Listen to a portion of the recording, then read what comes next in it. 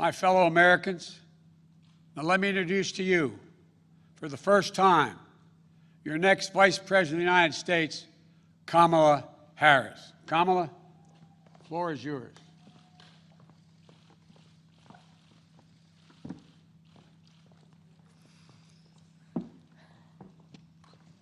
What do you want? Here you go. Thank you, Joe. Thank you. Thank you, Joe. As I said, Joe, when you called me, I am incredibly honored by this responsibility, and I'm ready to get to work. I am ready to get to work. After the most competitive primary in history, the country received a resounding message that Joe was the person to lead us forward. And Joe, I'm so proud to stand with you.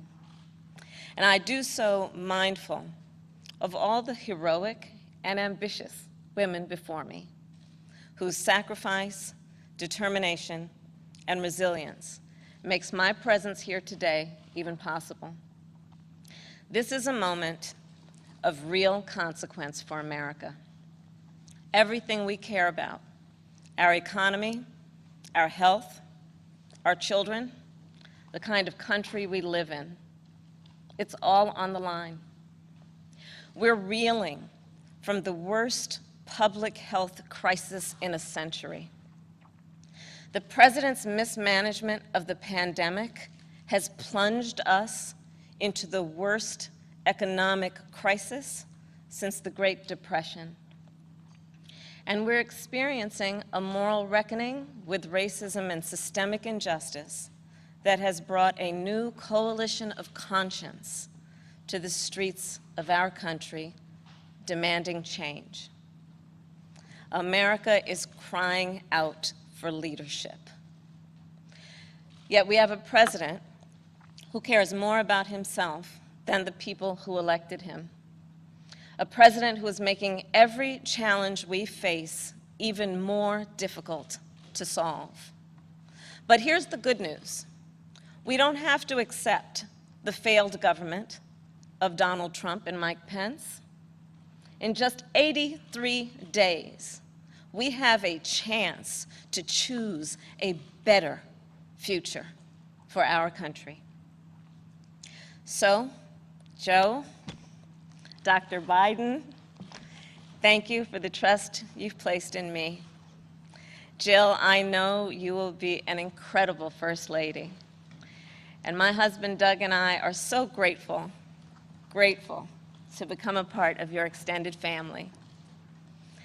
And ever since I received Joe's call, I've been thinking, yes, about the first Biden that I really came to know, and that, of course, is Joe's beloved son, one of his beloved sons, Beau.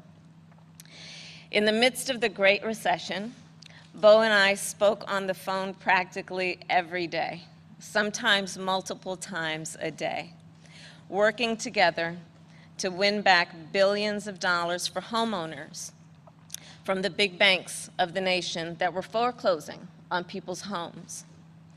And let me just tell you about Beau Biden. I learned quickly that Beau was the kind of guy who inspired people to be a better version of themselves. He really was the best of us. And when I would ask him, where'd you get that? Where did this come from? He'd always talk about his dad. And I will tell you, the love that they shared was incredible to watch. It was the most beautiful display of the love between a father and a son.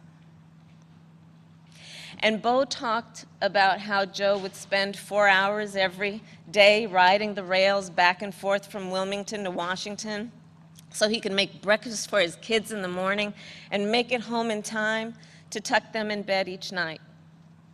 All of this so 2 little boys who had just lost their mom and their sister in a tragic accident would know that the world was still turning. And that's how I came to know Joe. He's someone whose first response when things get tough is never to think about himself, but to care for everyone else. He's someone who never asks, why is this happening to me? And instead asks, what can I do to make life better for you? His empathy, his compassion, his sense of duty to care for others is why I am so proud to be on this ticket. And Joe and I, yes, we are cut from the same cloth. Family is everything to me, too. And I cannot wait for America to get to know my husband, Doug, and our amazing kids, Cole and Ella. Because whether I'm cheering in the bleachers at a swim meet, or setting up a college room dorm, or helping my goddaughter prepare for her school debate, or building Legos with my godson, or hugging my 2 baby nieces, or cooking dinner, Sunday dinner, my family means everything to me.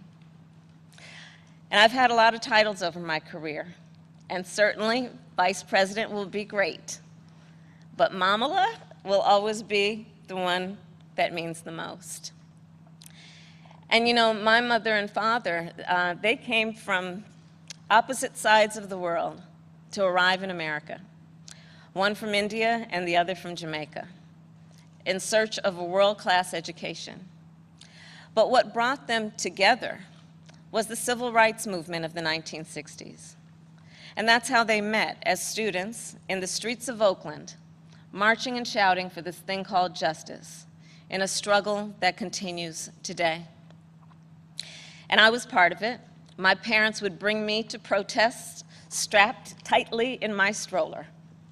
And my mother, Kamala, raised my sister Maya and me to believe that it was up to us and every generation of Americans to keep on marching. She'd tell us, don't sit around and complain about things, do something. So I did something. I devoted my life to making real the words carved in the United States Supreme Court, equal justice under law. And 30 years ago, I stood before a judge for the first time, breathed deep, and uttered the phrase that would truly guide my career and the rest of my career. Kamala Harris for the people. The people, that's who I represented as district attorney, fighting on behalf of victims who needed help. The people, that's who I fought for as California's Attorney General, when I took on transnational criminal organizations who traffic in guns and drugs and human beings. And it's the people who I have fought for as a United States Senator, where I've worked every day to hold Trump officials accountable to the American people. And the people are who Joe and I will fight for every day in the White House. And let me tell you, as somebody who has presented my fair share of arguments in court, the case against Donald Trump and Mike Pence is open and shut. Just look where they've gotten us. More than 16 million out of work. Millions of kids who cannot go back to school. A crisis of poverty, of homelessness, afflicting Black, brown, and indigenous people the most. A crisis of hunger, afflicting 1 in 5 mothers who have children that are hungry. And tragically, more than 165,000 lives that have been cut short. Many with loved ones who never got the chance to say goodbye. It didn't have to be this way. 6 years ago, in fact, we had a different health crisis. It was called Ebola. And we all remember that pandemic. But you know what happened then? Barack Obama and Joe Biden did their job. Only 2 people in the United States died. 2. That is what's called leadership. But compare that to the moment we find ourselves in now. When other countries are following the science, Trump pushed miracle cures he saw on Fox News. While other countries were flattening the curve, he said the virus would just, poof, go away. Quote, like a miracle. So when other countries opened back up for business, what did we do? We had to shut down again. This virus has impacted almost every country. But there's a reason it has hit America worse than any other advanced nation. It's because of Trump's failure to take it seriously from the start. His refusal to get testing up and running, his flip-flopping on social distancing and wearing masks, his delusional belief that he knows better than the experts. All of that is reason, and the reason that an American dies of COVID-19 every 80 seconds. It's why countless businesses have had to shut their doors for good. It's why there is complete chaos over when and how to reopen our schools.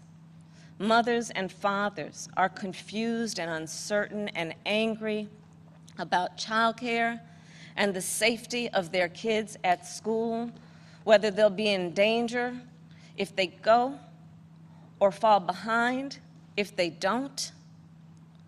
Trump is also the reason millions of Americans are now unemployed. He inherited the longest economic expansion in history from Barack Obama and Joe Biden. And then, like everything else he inherited, he ran it straight into the ground. Because of Trump's failures of leadership, our economy has taken one of the biggest hits out of all the major industrialized nations, with an unemployment rate that has tripled as of today. This is what happens when we elect a guy who just isn't up for the job. Our country ends up in tatters, and so does our reputation around the world. But let's be clear, this election isn't just about defeating Donald Trump or Mike Pence. It's about building this country back better. And that's exactly what Joe and I will do. We'll create millions of jobs and fight climate change through a clean energy revolution. Bring back critical supply chains so the future is made in America. Build on the Affordable Care Act so everyone has the peace of mind that comes with health insurance. And finally, offer caregivers the dignity, the respect, and the pay they deserve. We'll protect a woman's right to make her own decisions about her own body, root out systemic racism in our justice system, and pass a new Voting Rights Act, a John Lewis Voting Rights Act, that will ensure every voice is heard and every voice is counted. The civil rights struggle is nothing new to Joe. It's why he got into public service. It's why he helped reauthorize the Voting Rights Act and restore unemployment discrimination and employment discrimination laws. And today, he takes his place in the ongoing story of America's march toward equality and justice as the only who has served alongside the first black president and has chosen the first black woman as his running mate. But as Joe always points out, this election is about more than politics. It's about who we are as a country. And I'll admit, over the past 4 years, there have been moments when I have truly worried about our future. But whenever I think that there is a reason for doubt, whenever I've had my own doubts, I think of you, the American people, the doctors and nurses and frontline workers who are risking your lives to save others, the truck drivers and the workers in grocery stores, in factories, in farms, working there, putting your own safety on the line to help us get through this pandemic, the women and students taking to the streets in unprecedented numbers, the dreamers and immigrants who know that families belong together, the LGBTQ Americans who know that love is love, people of every age and color and creed who are finally declaring in one voice that yes, Black Lives Matter. All across this country, a whole new generation of children is growing up hearing the cries for justice and the chants of hope on which I was raised, some strapped into strollers of their own. And trust me, it's a song you'll never forget. So to everyone keeping up the fight, you are doing something. You are doing something great. You are the heroes of our time. And you are the reason I know we are going to bring our country closer to realizing its great promise. But to do it, we'll need to work, organize, and vote like never before, because we need more than a victory on November 3rd. We need a mandate that proves that the past few years do not represent who we are or who we aspire to be. Joe likes to say that character is on the ballot, and it's true. When he saw what happened in Charlottesville 3 years ago today, he knew we were in a battle for the soul of our nation. And together with your help, that's a battle we will win. Earlier this year, I said I'd do whatever Joe asked me to do. And so now I'm asking you to do the same. So visit joebiden.com to get involved in this campaign and vote, because electing Joe Biden is just the start of the work ahead of us. And I couldn't be prouder to be by his side, running to represent you, the people. Thank you, and may God bless the United States of America. Thank you.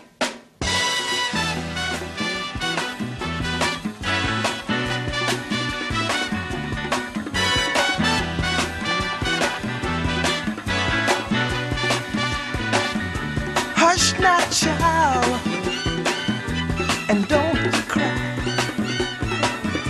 Your folks might understand you by and by. Just move on up toward your destination, though you may find from time to time complication.